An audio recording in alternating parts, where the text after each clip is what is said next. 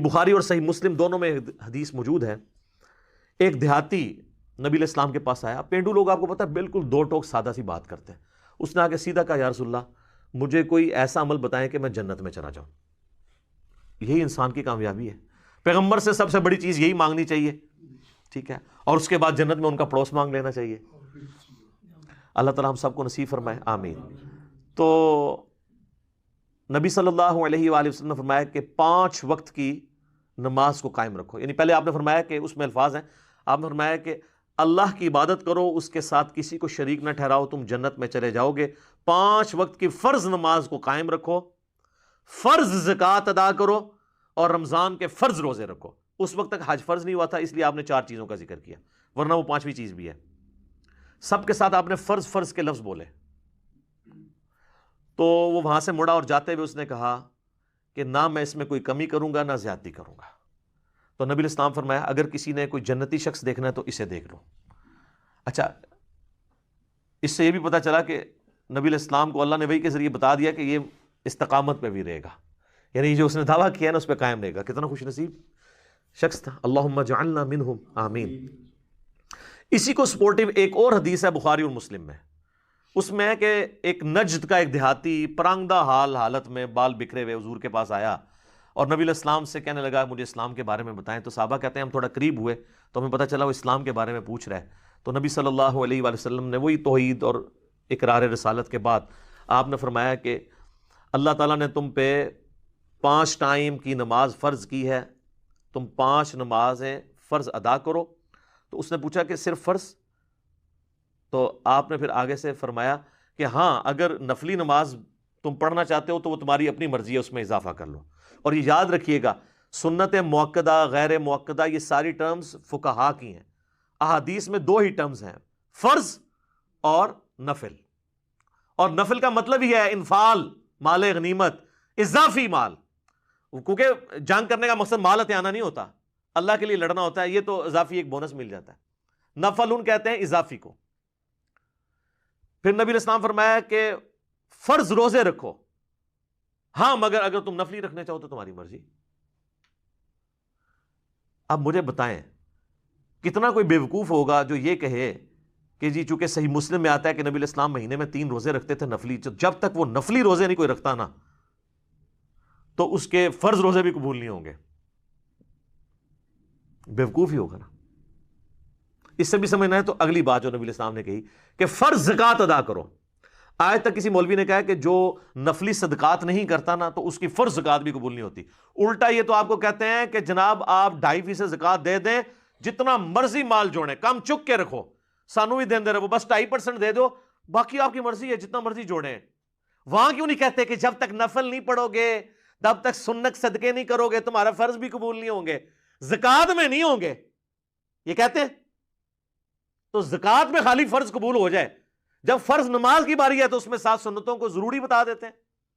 علمی جواب, anti venom, الزامی جواب, پنجابی میں پھکی. تو اس نے کہا یا رسول اللہ جتنا آپ نے مجھے بتایا نہ اس میں میں کمی کروں گا اور نہ زیادتی کروں گا, یعنی میں نے اس سے زیادہ بھی کوئی نہیں کرنا جتنا آپ نے بتایا فرض, کم ہی میں نہیں کروں گا. اور وہاں سے جب مڑا نا نبی علیہ السلام فرمایا اگر یہ اپنی بات پر قائم رہا تو یہ کامیاب ہو گیا. تو کامیابی کے لیے یہی کچھ چاہیے. ہاں میں نہیں کہتا آپ نوافل نہ پڑھیں, ضرور پڑھیں, فضیلت ہے. بخاری اور مسلم دونوں میں حدیث ہے نبی علیہ السلام 12 سنت موقدہ ہمیشہ پڑھتے تھے, 4 ظہر سے پہلے, 2 ظہر کے بعد, 2 مغرب کے بعد, 2 عشاء کے بعد, 2 فجر سے پہلے. اور صحیح مسلم میں تو ڈیٹیلڈ اوپر تلے احادیث ہیں کہ نبی علیہ السلام نے فرمایا کہ جو فرض کے علاوہ 12 رکھتے پڑھ لے اللہ تعالیٰ جنت میں اس کے لیے محل بنائے گا. یہ نہیں کہا کہ جو نہیں پڑھے گا تو وہ جنت میں ہی نہیں جائے گا, بس یہ اضافی ہے, مال بنائے گا. کہ ایک فضائل اور بھی اعمال کے اوپر ہے. تو اب اس کو کمپلسری بنانا یہ تو ظلم ہے. ہاں آپ وطر ہیں وہ بھی نفلی ہے, مسند امام احمد میں ہے, سنن دارمی میں مولا علی کا قول موجود ہے, ابو داؤد ترمذی میں بھی ہے, وہ سند کمزور ہے. دارمی اور مسند احمد کی سند متصل ہے. مولا علی کہتے ہیں کہ وطر سنت ہے, سنت ہے, سنت ہے, مگر اسے مت چھوڑو. یعنی وہ کہہ رہے ہیں کہ یہ نفلی نماز ہے لیکن چھوڑو نا, پڑھ لو, افضل ہے. وہ آپ 3 بھی پڑھ سکتے ہیں، 5 بھی، 11 تک، 13 تک ہیں، 1 بھی پڑھ سکتے ہیں۔ البتہ صحیح بخاری میں موجود ہے، محمد بن ابی بکر کا بیٹا ہے قاسم، وہ کہتے ہیں کہ میں نے صحابہ کو 3 رکعت وتر پہ پایا، البتہ 1 میں حرج نہیں ہے، یعنی 3 پسندیدہ ہے، ہم تو 3 ہی پڑھتے ہیں۔ اور پھر بھی نہ سمجھ آئے تو سب سے بڑے صحابی، عشرہ مبشرہ میں سے، بڑے صحابہ میں سے، سابقون الاولون میں سے سیدنا سعد ابن ابی وقاص جو فاتح ایران ہیں، ان کے بارے میں گولڈن چیل سے الموطا امام مالک میں موجود ہے کہ وہ تو عشاء کی نماز کی 5 رکعتیں پڑھتے تھے، 4 فرض اور 1 وتر۔ آپ نے تو 17 رکعتیں بتائی ہوئی ہیں عشاء کی۔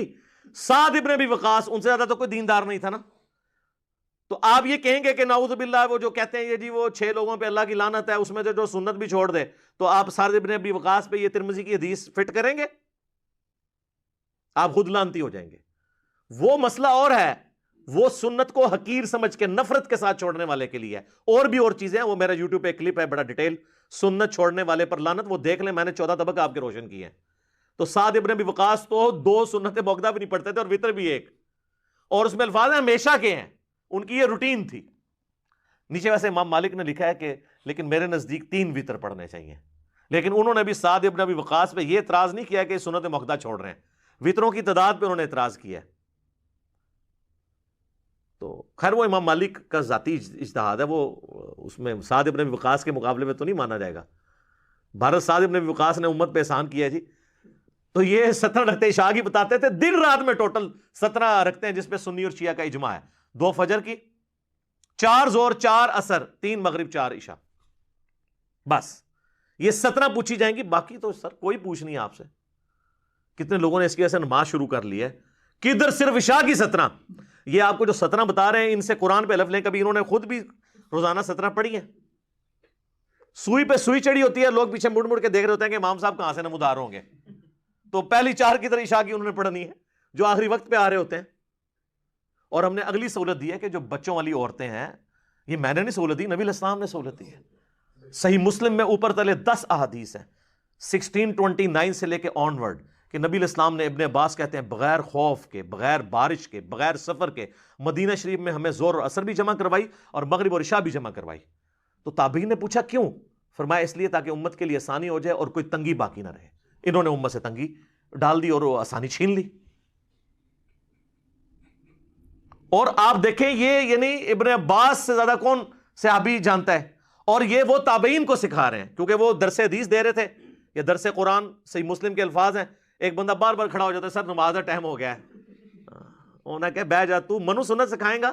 نبی اسلام نے مغرب عشاء نو جمع کیتا، کوئی مغرب کا، یہ تو کہتے ہیں تارے نظر آ گئے تو پتہ نہیں کیا ہو جانا ہے، تارے نظر آ گئے سن، پھر ابن بعد نے تارے دکھائے، انہوں نے کہا پھر بھی کسی کی تسلی نہیں ہوئی نا، وہ اٹھ کے حضرت ابو ہریرہ سے پوچھنے گیا، انہوں نے کہا کہ ابن عباس بالکل ٹھیک کہہ رہے ہیں کہ نبی اسلام یہ کرتے تھے۔ تو یہ منسوخ والا بھی کوئی معاملہ نہیں ہے، یہ امت سے انہوں نے آسانی چھین لی اور اس کی وجہ سے امت تکلیف میں پڑ گئی۔ جمع تقدیم بھی درست ہے، یعنی زور کے ساتھ اثر پڑھنا، جمع تاخیر یعنی اثر کے ساتھ زور پڑھنا، اور سینٹر میں جمع سوری اسے کہتے ہیں، وہ بھی درست ہے۔ اور جمع سوری پہ تو اجماع ہے کہ آخری وقت میں آپ زور پڑھ لیں اور اول وقت میں اثر پڑھ لیں، یعنی اگر آج کل 2:50 پہ تقریباً وقت شروع ہو رہا ہے اثر کا، تو آپ 2:40 پہ زور پڑھ لیں اور 2:50 پہ جا کے اثر پڑھ لیں اسی وضو سے۔ اس پہ تو حنفی بھی قائل ہیں کہ جمع سوری جائز ہے۔ ویسے تو آسانی ہے، 12 بجے کے قریب وقت شروع ہو رہا ہے نا زور کا، غروب آفتاب ہو رہا ہے 5 بجے، 12 سے 5 تک آپ جس وقت مرضی چاہیں جمع کر سکتے ہیں، اور اس طریقے سے غروب آفتاب ہو رہا ہے 5 سے لے کے فجر کا وقت تقریباً داخل ہو رہا ہے 5:05 پہ، اس وقت تک آپ کسی وقت مغرب اور عشاء جمع کر سکتے ہیں فجر کا وقت داخل ہونے سے پہلے۔ یہ تو اللہ نے آسانی دی ہے۔ یوٹیوب پہ میرا ڈیٹیل کلپ بھی موجود ہے نمازوں کو جمع کرنا، اس کی وجہ سے لوگوں نے نمازیں شروع کر دی ہیں۔ تو آپ لوگوں کو پہلے اس پہ لگائیں، پھر آہستہ آہستہ لوگ آئیں گے۔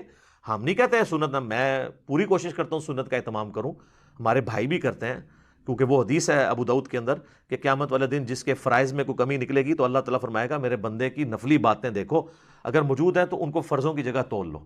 تو آٹومیٹکلی یہ جو آپ سے قضائے عمریاں پڑھواتے رہتے ہیں پرانے سالوں کی، جی آج تک جتنی بھی قضا ہوئی وہ چھوڑیں، توبہ کیے بس آپ سے شروع کریں، آٹومیٹکلی آپ کی وہ توبہ سے معافی ہو جائے گی، اور ویسے بھی جو آپ سنتیں ساتھ پڑھیں گے اس کے ایکویلنٹ تول لی جائیں گی، کوئی ٹینشن لینے کی ضرورت نہیں ہے، آٹومیٹکلی آپ کی قضائے عمری روزانہ بنتی جا رہی ہے۔